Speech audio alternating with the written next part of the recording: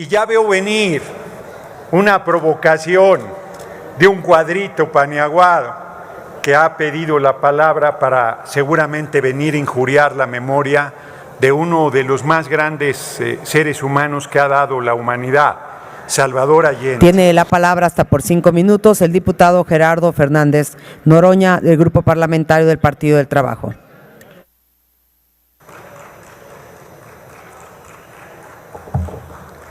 Muchas gracias, diputada presidente. Adelante. Hay a quien no le gustan las efemérides y a veces se quedan algunas en el tintero. Hoy se cumplen 174 años del sacrificio de los niños héroes de Chapultepec, que algunos historiadores en la intervención militar de Estados Unidos contra México en esa guerra injusta que nos arrebató más del 60% del territorio, han querido borrarlos de la historia. Ayer mismo se cumplían 175 años de que el batallón de San Patricio de irlandeses se articuló y se sumó a la defensa de nuestra patria en contra de la intervención estadounidense citada. Y ya veo venir una provocación de un cuadrito paniaguado que ha pedido la palabra para seguramente venir a injuriar la memoria de uno de los más grandes seres humanos que ha dado la humanidad, Salvador Allende.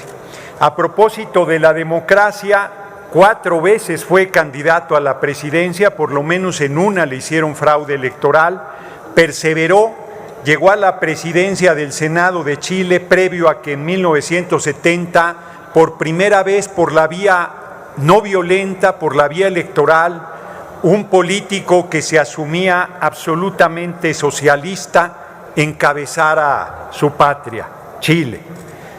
En Chile, el Congreso, cuando no se tiene mayoría calificada, no sé si ya cambió la ley, seguro sí, porque con la dictadura de Pinochet cambiaron la Constitución. Si un presidente no tenía mayoría calificada, el Congreso debería decidir quién asumía la presidencia. Siempre la asumía quien había ganado y en aquella ocasión hubo una presión enorme para darle al segundo lugar la presidencia de Chile. Desde un inicio, Salvador Allende vivió presiones enormes que hoy están absolutamente documentadas.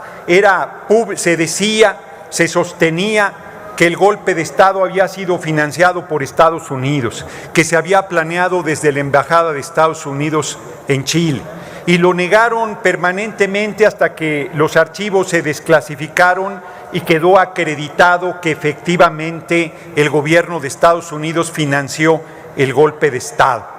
Se sublevó, se rompió el marco constitucional el ejército, traicionando el propio Salvador Allende frente a la tensión que iba a poner a consulta su permanencia en la presidencia de la República, y fue bombardeado el Palacio de la Moneda y asesinado el presidente Salvador Allende Gósens. Se decía que él se había suicidado, hoy también esa patraña ha caído.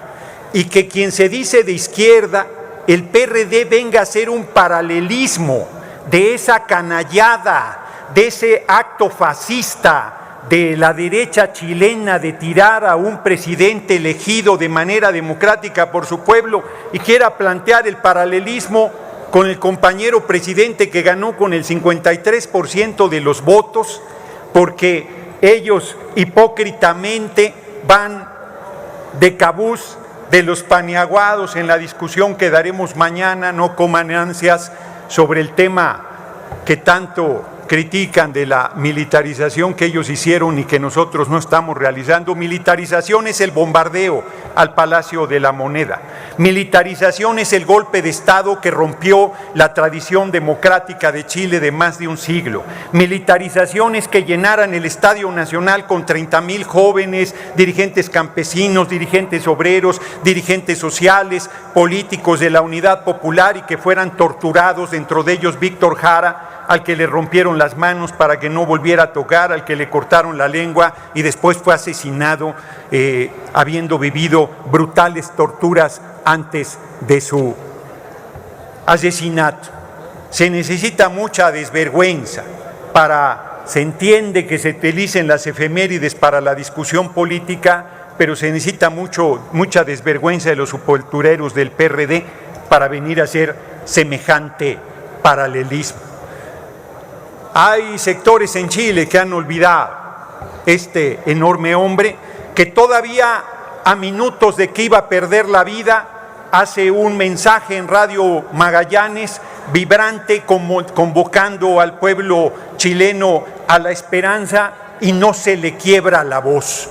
Un hombre en el más absoluto sentido de la palabra, un socialista comprometido, un hombre que sirvió a su pueblo y que hipócritamente la derecha lo criticaba por vestir correctamente, porque le gustaba el vino, porque le gustaba la buena comida, pero pagó con su vida el compromiso con su pueblo.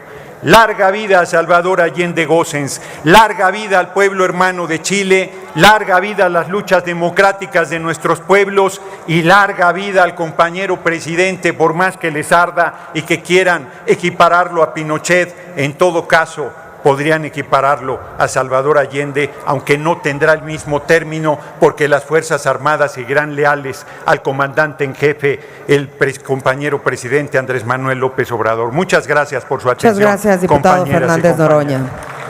Tiene la palabra hasta por 2 minutos y medio el diputado Gabriel Ricardo Cuadri de la Torre, hasta por 2 minutos y medio del Grupo Parlamentario de Acción Nacional.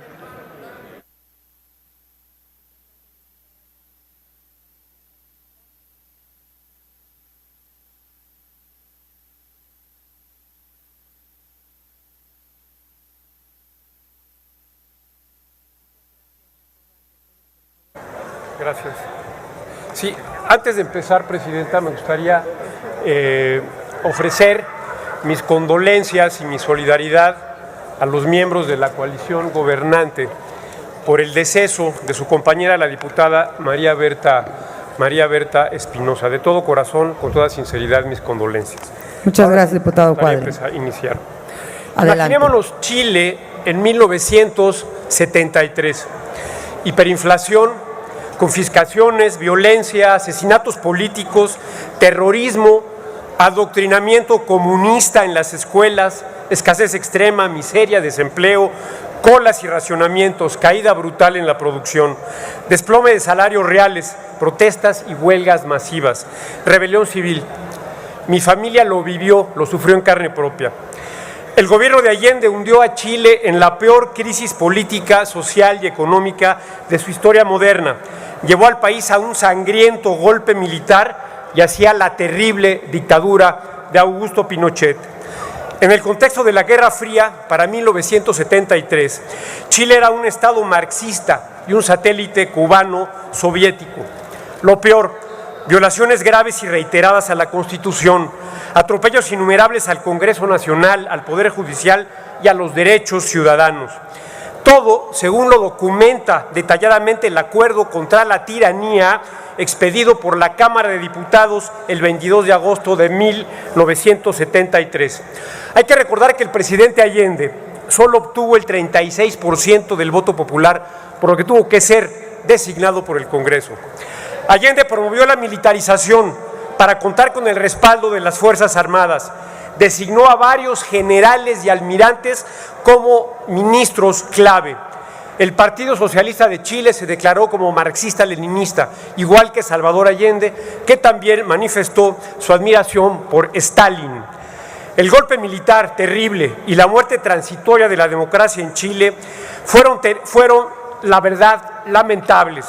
Pero la responsabilidad directa pertenece claramente al gobierno de la Unidad Popular y a Salvador Allende y a sus seguidores, quienes trataron de imponer el comunismo contra la Constitución y contra la mayoría de la ciudadanía.